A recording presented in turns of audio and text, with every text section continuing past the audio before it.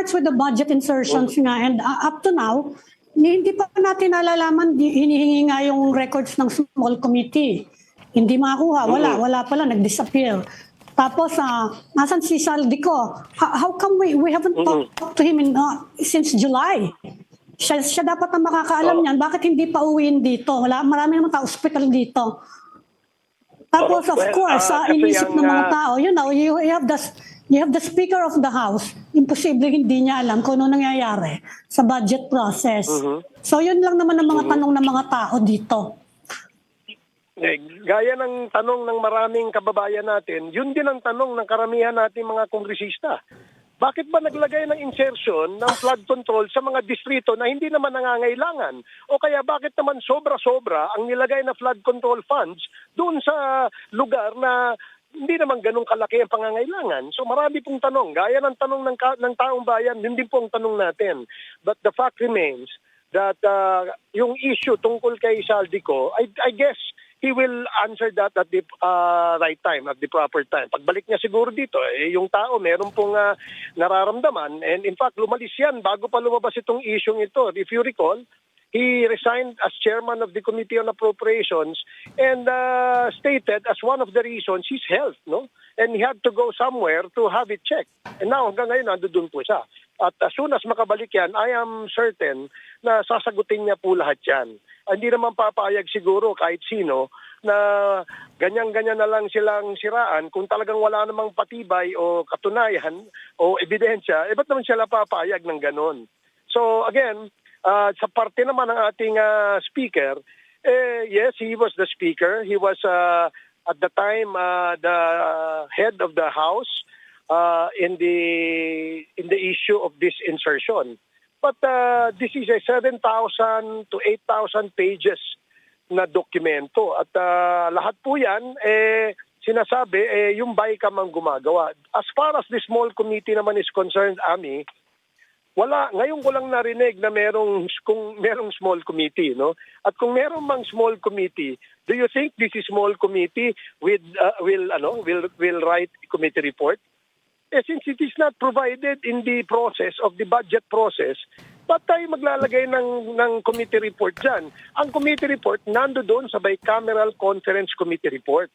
Everything that was discussed, however it is discussed by the small committee or the big committee or the BICAM, lahat po yan ay nakasaad dito sa ating bicameral conference committee report. Sir, yung sabi niyo, sir, tanong ng mga congressmen. Yung sinasabi po nila na i-produce yung report, paano naman magpo-produce na report? Lahat po yan, it's all in the bicameral conference committee report. Okay. These are great. The reforms are great. We look forward to a better, more cleaner, more transparent budget process. However, when we talk about corruption, you have to remember this is a long-standing issue to the point na meron ng sariling lexicon, right? So I recently learned about Pasada, Sagasa, right? These are the insertions that are being made. So Pasada is pinark lang sa district mo and you take a cut from it. Sagasa is whether you like it or not, ipapark sa district mo. There's also pass-through, there's also royalties, and so on and so forth. So I'm sure you would have seen Senator Ping Lacson's presentation on this. But again, I mean, are you now, I'm just trying to reconcile this in my head. Are you now telling us that the House leadership was not aware of any of this? Well, ako personally, wala akong naririnig na sagasa at saka parking and all these things. In fact, I'm glad that the Senator Lacson exposed this. No, if this is indeed true, then why is it that these terms are being used by people in government? And sino yung gumagamit nito? Are these the engineers in the DPWH, or are these terms being used by members of the BICAM? I really don't have any idea at the moment, Regina. So I think it's now getting more interesting that this information are shared by Senator Lacson so that people can also be informed and aware. So dapat talaga makita natin and get down to the bottom of this. Pero sir, the magnitude of the problem, and as we have heard in the past few days in the testimonies in both the Congress and the Senate, the magnitude of the problem, the immensity of the amounts involved, the number and the scope of the people who are also involved. Are you telling us that ni Alingasaw walang nakaamoy na may nangyayaring ganito sa loob ng Kongreso o ng Senado? Wala kayo pong idea at all? Ako, honestly, Ed, wala kaming idea. It's just that when these issues of projects, insertions, billions of money, billions of pesos being downloaded to one province, one district, teka muna, parang nakakalungkot naman yun. Yung aming mga priority projects sa distrito na ipinangako natin sa taong bayan dun sa aming mga kanya-kanyang distrito, hindi nabibigyan ng pondo. Pero yung mga hindi naman na kailangan, minsan napupondohan.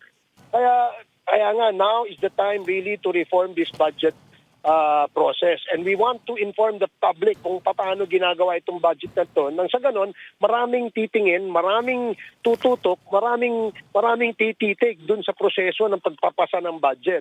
Number one. Number two, the Speaker has actually, the Office of the Speaker and the House of Representatives has accredited 19 civil society organizations to be observers in the budget process. And I think they will still accredit more. Meron lang silang konting request na kung maaari ba silang magtanong sa mga secretary, and we're still working on the process on how they're going to do that. Maybe perhaps to a member of the committee or a member of Congress. So pinapag-aralan pa namin yung mechanics. But what is important is it is now open to CSOs or civil society organizations so that they can observe and question and even criticize. We will welcome that. I think sir naman people